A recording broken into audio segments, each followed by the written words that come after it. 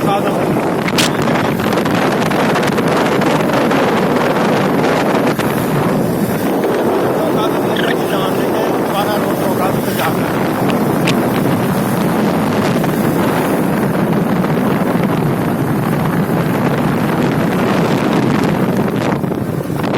ये सामने गंदम का पास्को सेंटर है।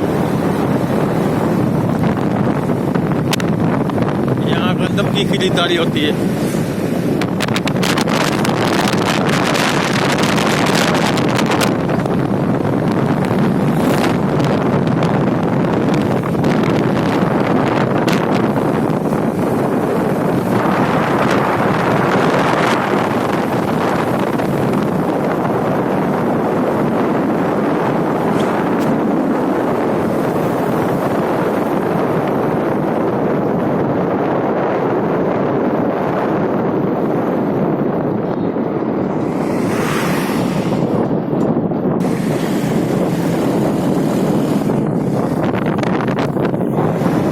हम ट्यूबवेल लगवा रहे हैं। ये हमारा सामान जा रहा है ट्यूबवेल का। देखें, ये सामने गाड़ी जा रही है वाली।